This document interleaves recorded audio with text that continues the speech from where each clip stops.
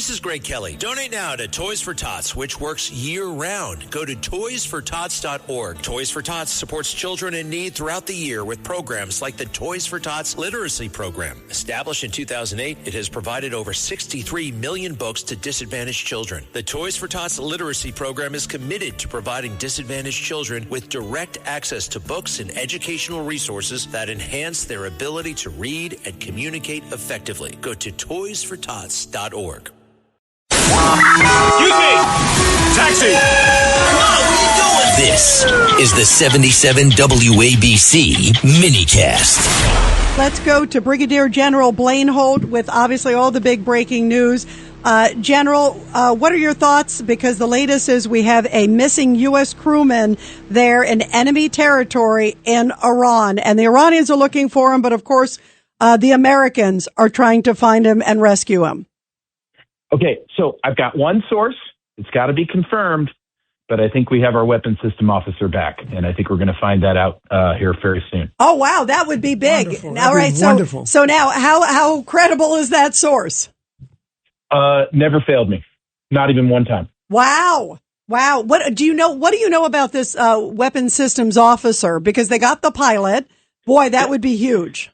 It would be. So the WISO, the weapons system officer, sits in the back seat of the F-15 Strike Eagle and controls all the weapons, all the defensive and offensive systems for the aircraft.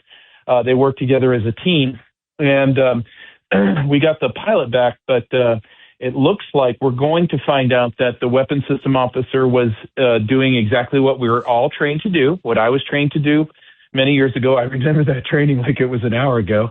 But you're taught to escape and evade, and we have very specific procedures. There's a whole orchestra of assets around you, and we do everything we can to get that pilot or that WISO back. And I'm very excited because I found this out about 10 minutes ago that it looks like we're going to have some great news tonight. Wow, that is fabulous. Wow, we all have tears in our eyes. WABC. Yeah, let's do a little bit more breaking news on that one. Breaking news, WABC. So repeat again for our listeners what your source is telling you, Blaine. So this has to be confirmed, but I have one source that's telling me we're going to get our WISO back and that they successfully evaded, and that search and rescue forces have gotten them back. And that would be a tremendous uplift in morale for all of the crews, the Lake and Heath folks up in England, the home unit. And like I said, my source has been always extremely good on this type of stuff. So let's just hope that it gets validated and confirmed from others. But I am elated to hear this news. So General Ed Cox here. So if this just happened and the news is contemporaneous with the rescue, that would make it a night rescue. Tell us about that. Well, yeah. So, we fight best at night, actually. We have the best equipment for that type of stuff. And I can't get into the actual procedures and the training and the process we use. But it is a complete full-up orchestration. And, we all talk about some of these, like the B-2 bombing mission over Iran or the Venezuelan operation to get Maduro. It is just that synchronized, and we train for this. And we go over it one more time before they step to the jets to take off. And it looks like we're going to find out that it worked really well here. I was listening to Greg Kelly before, and he was a pilot in Afghanistan. I don't know if you've ever flew with him. But he says some of those F-15s are 52 years old, 54 years old. But not the Strike Eagle. Those are recently built.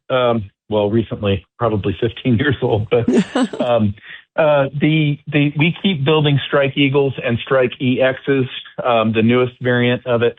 And while, yes, this is an older design, and that is reflective of a ailing and bad, broken procurement system, it's still a formidable weapon. And the Strike Eagles are great. I remember my combat mission refueling a Strike Eagle over Afghanistan with Brigadier General at the time, Killer Quast, and we used the two jets to save some of our Army folks against a Taliban onslaught.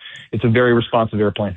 Okay, if you're up later on, maybe you'll call Rita on her show at 10 o'clock. And Blaine, I'm going to even make another live proposal to you. If you get any more news before our show is over, call back.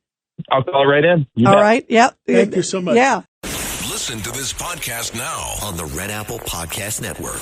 The Leadership Thread with Dr. Peggy Polonis. I'm Dr. Peggy Polonis. Join me on each episode where I unravel the story that shaped leaders, tracing the thread that led them where they are today. Because leadership isn't born in adulthood. And thank you once again for joining us on the Leadership Thread, education, ethics, and sustainability.